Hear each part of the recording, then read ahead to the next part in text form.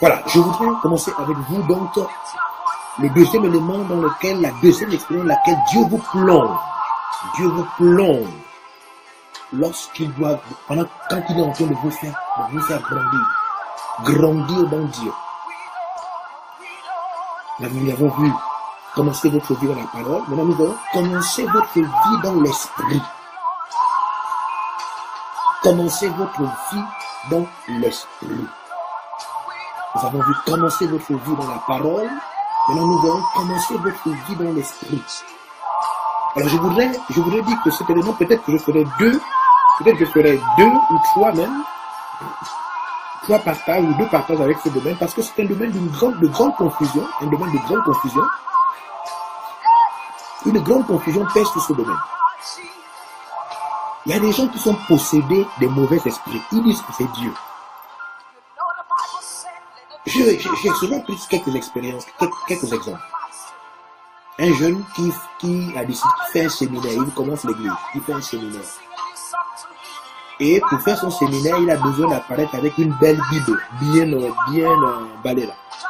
Il va dans une librairie, il vole la Bible. Parce que le soir, il a un séminaire. Ça, c'est l'Esprit de Dieu. L'Esprit de Dieu ne contredit pas la Bible. Comment les gens sont guidés par l'Esprit de Dieu et ils font ce que la Bible n'enseigne pas? Ils déforment les versets bibliques. Ils se livrent à des pratiques extra-bibliques et anti-bibliques.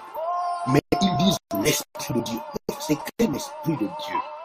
C'est pas l'Esprit de Dieu. Il y a beaucoup de choses. Les prophètes de Satan qui se font passer pour le prophète de Dieu. Je suis dans 2 Corinthiens, chapitre 11, verset 13 à 15. Des faux prophètes, des fausses églises. Oui. L'église qui commence par la trahison, le vol d'argent. L'église qui commence par... C'est pas l'Esprit de Dieu qui est derrière. Satan est un esprit d'imitation. Dans le texte de 2 Corinthiens 11 que je vous ai cité, la Bible dit que Satan invente des pasteurs. Il invente, il improvise. Il falsifie les serviteurs de Dieu. Et il le fait par son esprit, par des démons qui vont faire croire que c'est l'Esprit de Dieu qui est derrière. C'est pas l'Esprit de Dieu. L'Esprit qui rend les chrétiens instables, c'est pas l'Esprit de Dieu. L'Esprit qui pousse les chrétiens à être indécis, c'est pas l'Esprit de Dieu. Déloyaux, menteurs, c'est pas l'Esprit de Dieu. L'Esprit qui pousse les chrétiens à être avares, égoïstes, c'est pas l'Esprit de Dieu. Non, écoutez, je vais vous montrer, en vérité, je vais présenter les éléments de l'Esprit de Dieu dans la Bible pour enlever cette confusion sur l'Esprit de Dieu. Alors, pourquoi il est très facile aux gens d'imiter l'Esprit de Dieu? Mais parce que nous sommes là dans un monde abstrait. L'Esprit de Dieu est une personnalité incorporelle. Il n'a pas de corps, on ne peut pas le voir, on ne peut pas l'identifier, on ne peut pas le localiser. C'est pourquoi facilement on peut l'imiter. Les faux prophètes, les faux pasteurs, les faux chrétiens, les chrétiens aussi ambitieux, ils ont des envies, ils veulent être connus. Ils veulent être connus. Il y a des gens qui veulent être connus. Aujourd'hui, Facebook fait connaître même des gens qu'on ne connaît pas. Maintenant, il veut être connu à travers les réseaux. Il va chez l'infographe là. Il se dessine, il met sa photo, il met séminaire.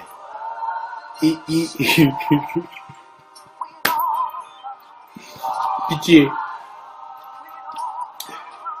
La Bible dit dans 1 Jean, chapitre 4, les versets 1, n'accordez pas foi, ne donnez pas foi à tout esprit.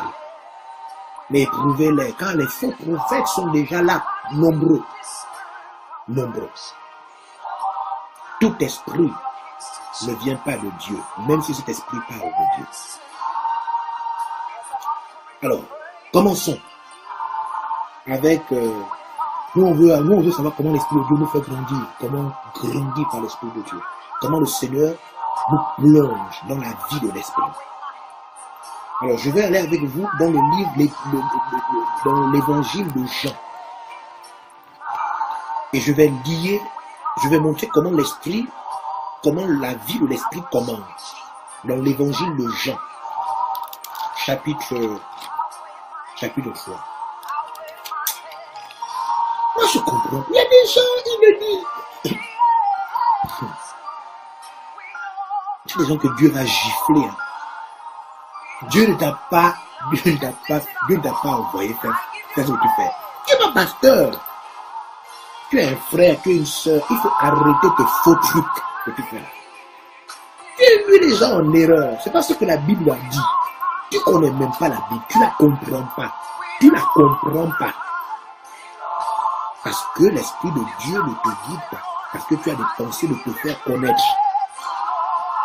Pour montrer que toi aussi tu fais. Tu fais quoi? Pitié. Tu fais quoi? Si Dieu est avec toi, où sont les œuvres de sa présence, de son esprit? Nous allons voir que quand Dieu est présent, il y a les manifestations de Dieu. Je ne parle pas des trucs de pleurer, non. Des vies transformées, des foules. Il n'y a pas un seul homme de Dieu dans la Bible avec qui Dieu n'y est pas, qui ne change pas la vie des gens. Il n'y a pas un seul homme avec qui Dieu est dans la Bible qui ne change pas la vie des gens. Quelqu'un quitte l'église, il va s'asseoir à la maison. Oh non, vraiment, Dieu n'est pas dans cette église. Et donc Dieu est chez toi. Où tu es assis, sur ta chaise bleue là. Dieu est avec toi là, avec ta copine.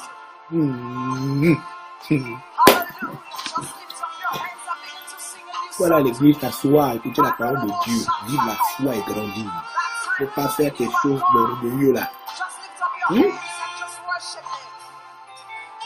Jean chapitre 3. Un homme qui n'avait pas l'Esprit de Dieu. Il avait la Torah. Il avait les livres de l'Ancien Testament. Il avait l'expérience du temple, des sacrifices, des prières et tout ça. Il n'avait pas l'Esprit de Dieu. Il était élevé dans son lieu de culte religieux.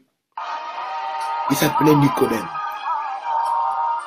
On nous dit, lui, un homme, verset 1, Jean chapitre 3, verset 1, il lui, un homme d'entre les pharisiens nommé Nicodème, un chef des Juifs. On peut être chef sans l'Esprit de Dieu. Hein? On peut être chef d'un groupe sans l'Esprit de Dieu.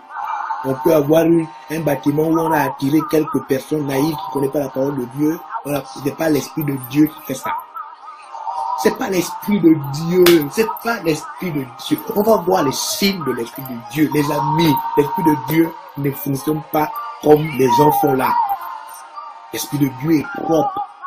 Propre. Ce qu'il fait est propre.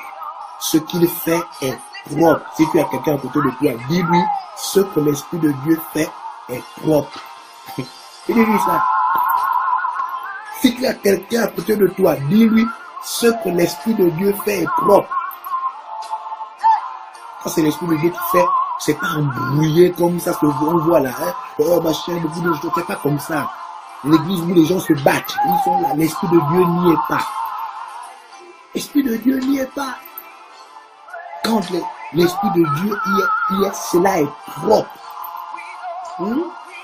Ça ne souffre d'aucune saleté bizarre. Les gens ne sont pas stupides, les gens ne sont pas naïfs. Non, quand l'Esprit de Dieu est là, les gens sont éveillés. Les gens sont intelligents, les gens sont sensibles, les gens sont éduqués, les gens sont transformés. Quand l'Esprit de Dieu est là, c'est pas ce qu'on fait, qu'on voit dans le temps là. Un chef de Juifs qui vint, lui, auprès de Jésus de nuit et lui dit, Rabbi, nous savons que tu es un docteur venu de Dieu. Ah, ça.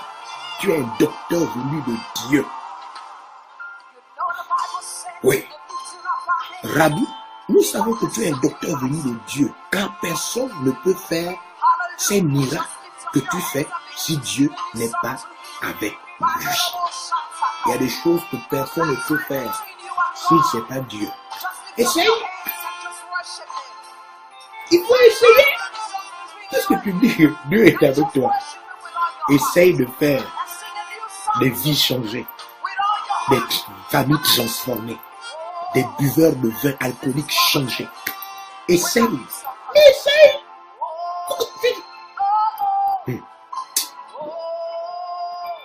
L'Esprit de Dieu, ce ne sont pas nos pensées, nos mots, nos critiques, nos murmures.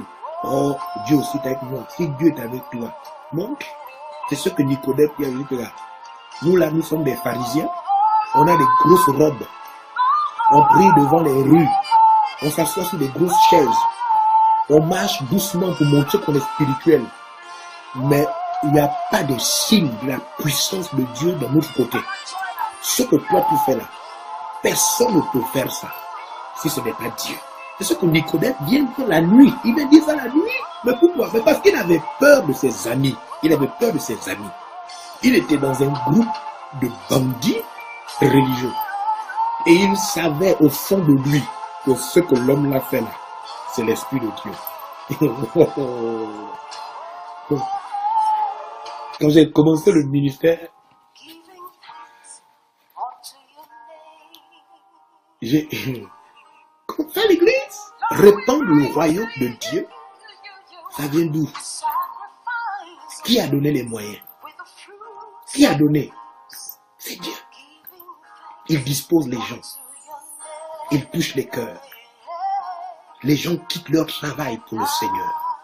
Ils vont partout. Si ce n'est pas Dieu, fais. Il faut faire. C'est ce que Nicodème dit. Je dis que moi je vous connais. Je n'ai pas dit ça devant les autres. Mais je suis venu te dire que tu es un docteur de Dieu. Ce que tu fais là, et les miracles qui marchent avec toi là, personne ne peut faire ça si Dieu n'est pas avec lui. Nicodème était un homme, il n'était pas chrétien, mais il était honnête. Je pense que le grand problème de certaines personnes, elles ne sont pas honnêtes. Il y a des gens qui ne sont pas, ils sont incapables d'être honnêtes. Incapables.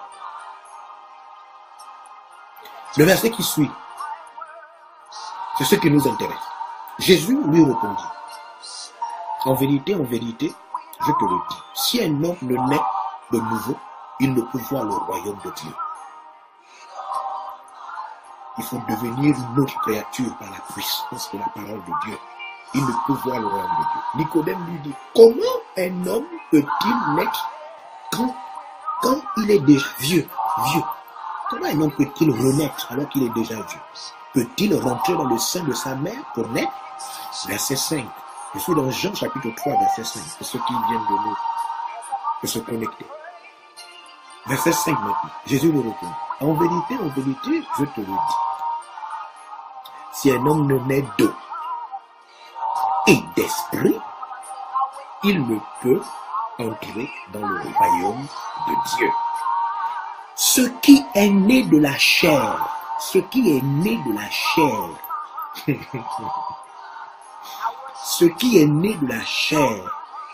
est chair. Ça va pas aller loin, ça tourne sur place. C'est la chair. Ça ne progresse pas.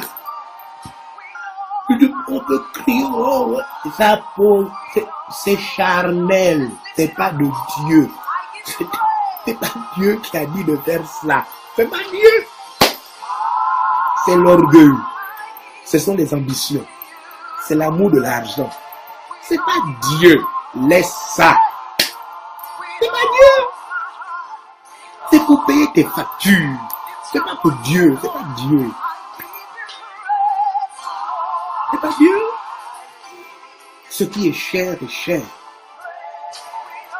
Ce qui est cher peut épater, peut impressionner, mais ça peut changer personne. Les vrais gens spirituels savent que c'est cher, c'est charnel. La chair ne peut rien. On a vu ça dans Jean 6, 63. La chair ne sert à rien. Va te faire perdre du temps. C'est charnel.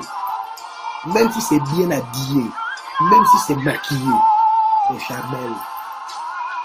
Il n'y a pas la puissance invisible, le pouvoir qui vient du ciel. Il n'y a pas. Il n'y a pas. C'est charnel.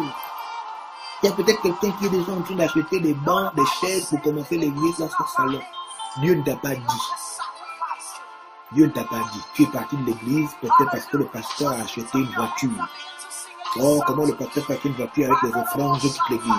Ok, tu as quitté l'église, tu es choqué parce que le pasteur a acheté une voiture. Quitte l'église à cause de la voiture. Va dans une église, le pasteur n'a pas de voiture. Mais ne pas commencer l'église. Pardon. Là quand même, non, là il ne faut pas chercher les problèmes. Tu as dit que tu as quitté l'église parce que le pasteur a acheté une voiture. Ok. Va dans une église d'un vrai pasteur où il n'a pas la voiture. Mais tu ne peux pas quitter l'église parce que le pasteur a acheté la voiture. Et puis maintenant, un esprit te demande de commencer maintenant aussi une église. Attends. Sous le camp. Va dans une église où le pasteur n'a pas de voiture et tu sers le Seigneur. Comment ils vont me pardonner parce que moi je suis choqué. Je suis choqué par le comportement de certains. Tu as dit que tu es parti parce que le pasteur n'a pas la voiture. Il faut aller où le pasteur n'a pas la voiture. Là c'est logique. Un vrai pasteur qui n'a pas la voiture et puis le Seigneur va continuer à l'utiliser. Mais tu ne peux pas quitter l'église où le pasteur a la voiture et tu pars dans une église et tu pars maintenant pour commencer aussi l'église. Là, c'est pas l'Esprit de Dieu qui t'envoie faire ça. Ce qui est charnel et chair et charnel, c'est pas de Dieu. C'est Dieu. Qui a dit ça? Voilà, il ne faut pas mettre l'Esprit de Dieu dans toutes vos choses là. Ouais? Il faut pas mettre l'Esprit de Dieu dedans. Des fois c'est difficile, hein.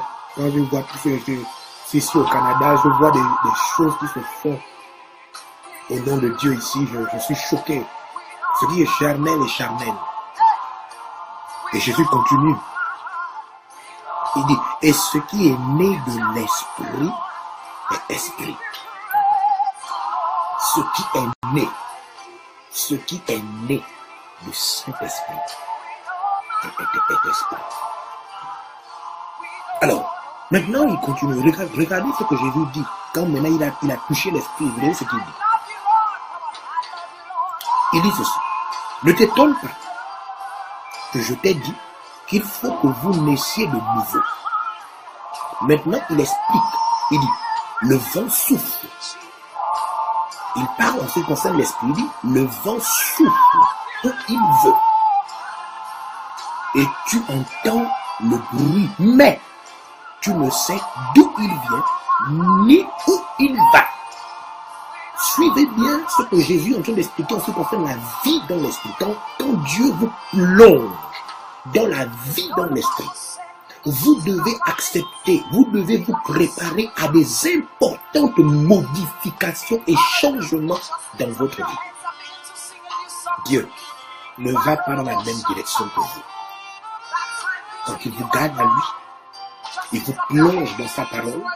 À travers sa parole, Dieu vous influence et vous communique son esprit. À partir de ce moment, il commence à modifier, à changer les aspects de votre vie. Dieu ne va pas dans la même direction que vous. Le vent de Dieu, l'esprit de Dieu, ne vous conduit pas où vous vouliez partir. L'esprit de Dieu ne fait pas de vous. C'est pourquoi il faut faire attention aux gens qui s'inventent. Il y a des gens qui s'inventent, qui s'improvisent. Il y a des gens, on n'a pas vu le vent te guider. On n'a pas vu. On n'a pas vu le vent te guider. On n'a pas vu. Le vent t'a guidé. Le vent t'a amené. C'est le vent qui t'a amené, tu fais la vie, tu vas là-bas. c'est toi-même. C'est pas l'Esprit de Dieu. L'Esprit de Dieu, Jésus dit, est comme le vent qui se manifeste dans la vie d'un chrétien, comme le vent se manifeste dans la nature. On ne sait d'où il vient, le vent, là. On ne sait d'où il va. Mais on voit seulement sa manifestation et comment la personne est bouleversée. Elle avait des projets de devenir ceci. La personne avait des projets de devenir cela. La personne voulait accomplir ceci et cela. Et quand l'Esprit de Dieu va arriver, le vent de Dieu va arriver, oui, j'ai une pensée qui me vient. Oui, ça. Tu voulais aller là-bas, l'Esprit de Dieu le vent va te transporter dans une orientation, une dimension, une direction que tu n'as pas prévue. Je sais de quoi je parle. L'Esprit de Dieu, quand c'est l'Esprit de Dieu qui vous amène, il n'y a pas de routine. Vous savez, quand le vent vous amène, c'est pas quelque chose de préparé. C'est pas toi-même qui rentres en jeûne, tu fais 3 jours de jeûne. Après, quand tu sors du jeûne, tu dis, Dieu m'a dit que c'est pas Dieu, mon parent, c'est pas Dieu. Le jeûne, c'est pas l'Esprit de Dieu. Le jeûne, c'est un état. Tu peux être en jeûne, tu te prives de manger, de boire, et puis tu es là, tu commences à trembler dans ta chambre. C'est pas l'Esprit de Dieu. L'Esprit de Dieu, c'est plus que ça. Jésus dit, le vent souffle où il veut. C'est pas toi qui veux, c'est le vent qui t'amène. Comme une feuille que le vent transporte. C'est pas toi qui veux. C'est le vent, c'est l'esprit. Vous devez comprendre, quand Dieu commence avec vous, votre vie dans l'esprit, vous allez perdre le contrôle des aspects de votre vie. Retenez ça. Quand Dieu commence, quand il vous fait grandir, il vous plonge dans la vie de l'esprit, il vous fait perdre le contrôle de votre vie. Alors vous pourrez devenir ce que personne n'a imaginé que vous serez. Alors vous pourrez aller et vous retrouver dans des lieux que personne, les gens pensaient que vous ne pourriez pas. Vous le pourrez parce que le vent vous amènera comme une feuille qui est transportée. Quand Dieu vous plonge dans la vie de l'esprit, tout est possible d'arriver. Parce qu'on ne sait pas où le vent vous amène. On ne sait pas où le vent vous amène. Lorsqu'il y a du vent autour de chez vous, vous avez déjà tous expérimenté ça. Un grand vent se lève. Quand vous voyez le vent soulève des objets, le vent soulève des feuilles, des morceaux de bois, des papiers qui sont au sol, le vent fait tomber des arbres. Le vent, lorsque le vent, un grand vent se lève, qu'est-ce que vous remarquez? Est-ce que vous pouvez savoir à quel endroit les objets que le vent transporte vont être déposés? Non. Vous ne pouvez pas savoir. Les objets sont soulevés dans l'air et les objets sont amenés n'importe où. Vous ne pouvez pas savoir. Lorsque Dieu vous plonge dans l'esprit, dans la vie de l'esprit, vous perdez le contrôle de votre destinée. Vous perdez le contrôle de vos projets. Vous perdez le contrôle de votre destination. Vous ne savez pas où vous allez atterrir, qui vous allez devenir. Dieu seul vous guide. Quand c'est l'Esprit de Dieu, quand Dieu commence avec vous, il faut que je commence par ce point parce qu'en vérité, la vie de l'Esprit n'est pas une vie qu'on contrôle. Ce n'est pas une vie planifiée. La vie de l'Esprit, ce n'est pas une vie organisée. La vie de l'Esprit, ce n'est pas une vie charnelle où tu peux anticiper en disant je vais faire comme ça, je vais devenir comme ça, je vais accomplir ça. Non, non, non. La vie de l'Esprit, c'est une vie où Dieu lui décide sans que toi, tu ne sois conscient, averti ou informé. C'est pourquoi Jésus dit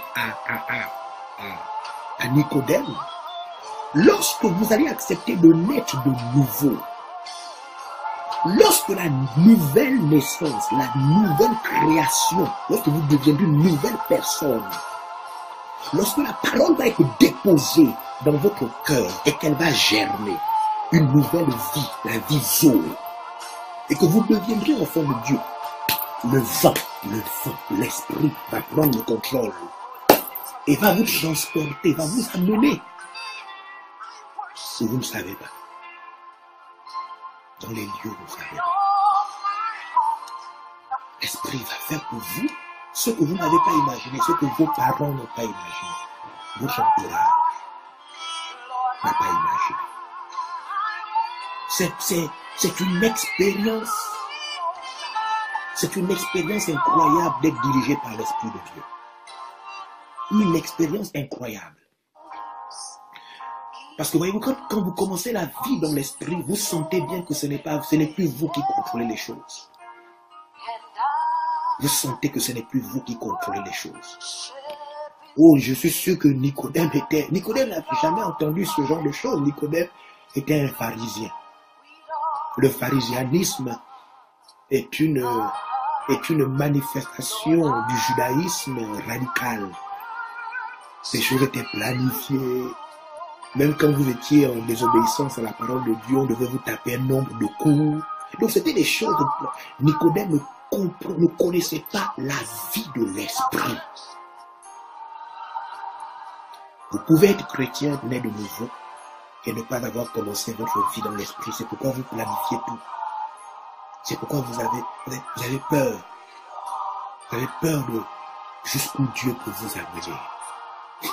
Parce que quand vous commencez la vie dans l'esprit, une autre réalité, c'est que Dieu vous amène là où vous ne connaissez pas. Dieu vous amène là où vous ne connaissez pas. Là où vous ne connaissez pas.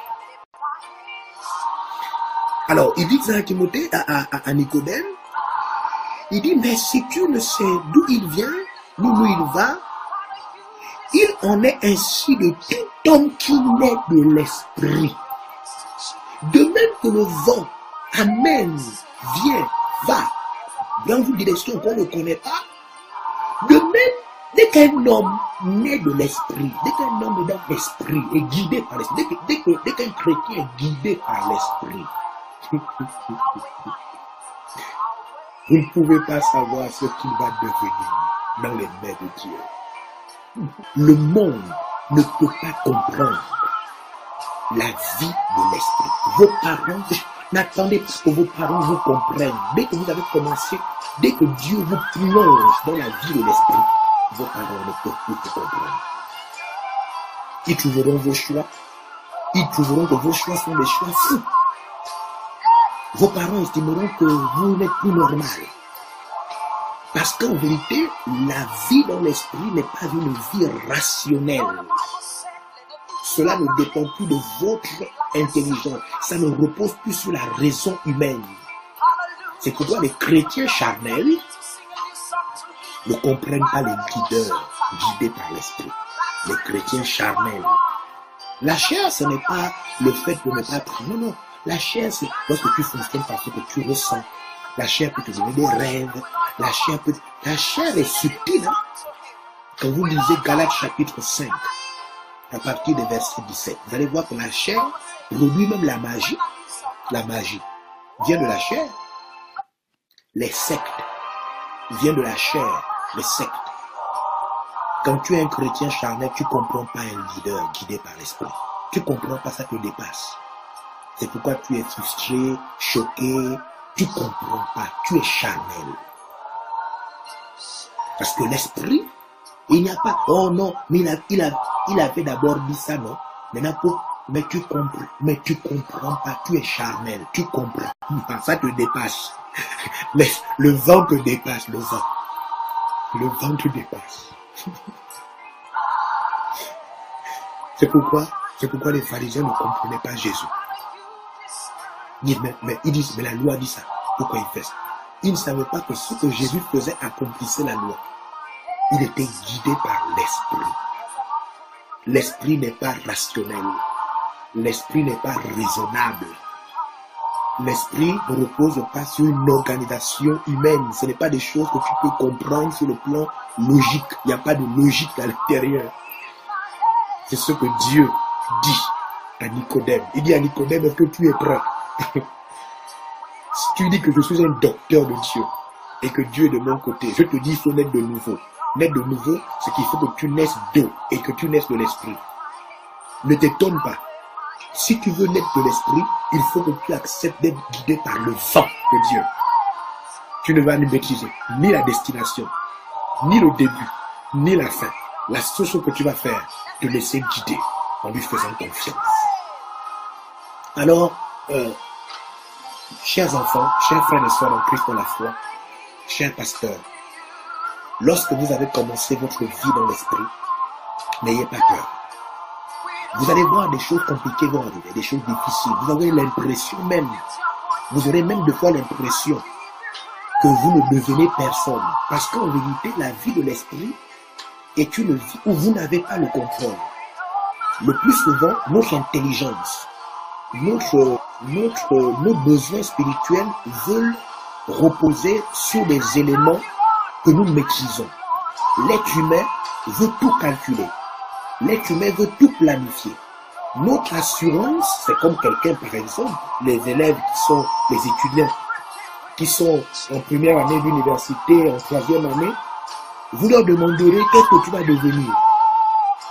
Ils vont vous parler de quoi avec assurance. Lorsqu'ils sont dans un cycle normal, ils vont vous parler avec assurance, vous disent non, je veux devenir médecin, je suis en troisième. Parce qu'en vérité, ils calculent. Ils se disent, je suis en troisième année de médecine, et voilà, dans 7 ans, donc dans 4 ans encore, parce qu'ils calculent. Donc nous, les êtres humains, nous rassurons quand nous avons des éléments phares, des repères. Alors Dieu, lui, ne fonctionne pas comme ça. Il fonctionne autrement. Il fonctionne par la foi. La Bible dit, dans Hébreux 11, 6, que personne ne peut lui être agréable. Il est impossible de lui être agréable sans la foi. Alors comment ça se passe? Dieu, lui, il a besoin que vous mettiez votre confiance. Pas des repères. Pas des repères. Non, non, pas des repères. La confiance. C'est ce qui manque aux gens. Même la loyauté vient de la foi. La foi est liée à la loyauté, la fidélité. C'est un problème de confiance. Deux fois, tu ne maîtrises pas l'issue. Deux fois, tu ne maîtrises pas pourquoi et comment ça se fait. Mais tu fais confiance. La confiance. Est-ce que vous comprenez un peu? La confiance. Rien ne disait que David devait devenir roi. Il a fait 40 ans. Il a été poursuivi par Saül pendant 40 ans. David était un fuyard. David était considéré comme étant hors la loi. David n'avait aucune assurance qu'un jour il allait devenir roi, mais il a fait confiance en Dieu. Lorsque Ananias a été envoyé vers Paul, Ananias avait peur. Il avait appris, il savait, c'était connu de tout le monde que Paul était un persécuteur de l'Église. Mais Dieu lui dit, va, fais-moi confiance. Dans les prochains partages, je vais aller dans plusieurs versets, parce que je vous ai dit que ce moment avec ce point sur l'Esprit de Dieu, je vais prendre suffisamment de temps.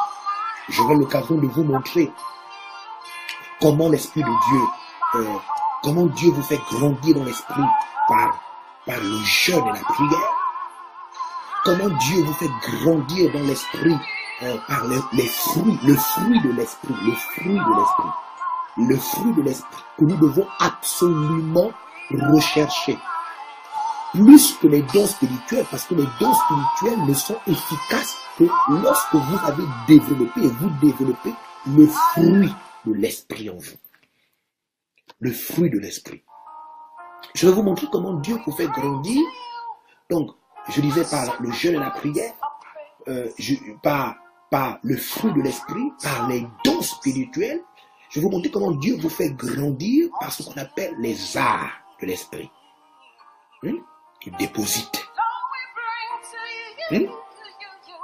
Dieu met déjà quelque chose d'avance en vous pour vous attester, vous certifier que tu es mon enfant, tu es sauvé. Dieu fait une avance sur salaire.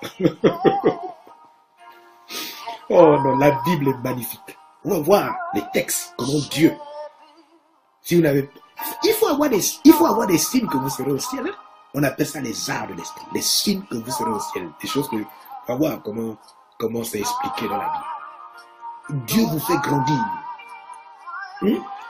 En vous plongeant dans les 7 esprits. Les sept esprits. C'est 7, non? Oui, c'est 7. Les 7 esprits de Dieu. Les 7 manifestations indépendantes du Saint-Esprit. On va voir. C'est pourquoi je veux prendre le temps de montrer. C'est pas une chose que quelqu'un là, il crie, oh, il vient, il appuie, la tête de quelqu'un fait mal aux gens. C'est pas ça. L'Esprit de Dieu, c'est pas comme ça. C'est pas ça l'Esprit de Dieu. C'est l'Esprit de Dieu qui a créé le monde avec la parole de Dieu. Dieu a libéré la parole, l'Esprit a accompli. La parole est la vie, la notion de Dieu. L'Esprit est l'agent de Dieu qui accomplit. L'agent de Dieu qui accomplit. L'Esprit est Dieu. C'est pourquoi il faut commencer sa vie dans l'Esprit. Alors ce qu'il faut retenir déjà pour aujourd'hui, c'est que pour vous faire grandir, Dieu a besoin de casser vos repères. Dieu a besoin de vous apprendre à vivre par la confiance en lui. Dieu a besoin de vous faire perdre le contrôle, vous faire perdre le contrôle de votre vie, de votre avenir. Et c'est ça, commencer la vie dans l'esprit. Donc la vie dans l'esprit, c'est pas la vie des orgueilleux, des gens qui pensent qu'ils peuvent, qu'ils connaissent alors qu'ils ne connaissent rien. La vie dans l'esprit, c'est la simplicité. On va voir les fruits, les arts, les dons, les 7 manifestations indépendantes du Saint-Esprit que la Bible appelle les 7 esprits de Dieu. On va voir toutes ces choses, comment l'Esprit de Dieu nous conduit, comment l'Esprit de Dieu nous dirige. Aujourd'hui, nous avons vu l'état du vent, l'Esprit sous la forme du vent, pour nous faire perdre le contrôle de notre destination, pour que nous ne maîtrisons rien, pour que nous perdions le contrôle de nos repères, pour que ce ne soit pas une chose réfléchie, que notre vie ne soit pas réfléchie selon nous, pour que ce ne soit pas notre organisation personnelle, mais que cela repose sur la confiance en Dieu, la vraie foi, la confiance en Dieu. Alors, je vous bénis, et je crois que l'Esprit de Dieu est en train de vous parler, a commencé à vous parler. Je serai d'ici là bientôt. Ne soyez pas étonnés, même si dans la nuit à votre réveil, quand vous vous réveillez, vous découvrez une vidéo. Parce que là, je vais expliquer l'aspect de l'Esprit de Dieu selon l'Esprit de Dieu. Donc je peux me réveiller dans la nuit comme ça, puis je mets une vidéo pour continuer sur l'Esprit de Dieu. Sur l'Esprit de Dieu. N'ayez pas peur. N'ayez pas peur. Si vous êtes un vrai chrétien, si vous êtes attaché à la parole de Dieu, Dieu va vous faire grandir. Mais il a besoin d'abord de vous sortir de votre zone de confort. C'est ça. Vivre dans l'esprit. Sortir de sa zone de confort. Accepter de ne plus rien maîtriser. Seulement ce que Dieu dit. Seulement connaître ce que Dieu dit. Et lui faire confiance. Soyez bénis à l'endroit où vous êtes. Peu importe le pays. Peu importe la province, la région. Que l'Esprit de Dieu vous guide maintenant. Et crée la foi, la confiance en Dieu. Que la peur disparaisse de votre cœur. Même si vous ne savez pas ce que vous allez devenir demain. Faites ce que vous devez faire par la foi. Faites confiance en Dieu. Laissez l'Esprit de Dieu vous guider. Il vous amènera à bon port. C'est l'Esprit qui a créé le monde alors qu'il n'avait encore rien. C'est l'Esprit qui a créé tout ce qui se passe de bien. C'est l'Esprit de Dieu. L'Esprit de la vie, la sagesse.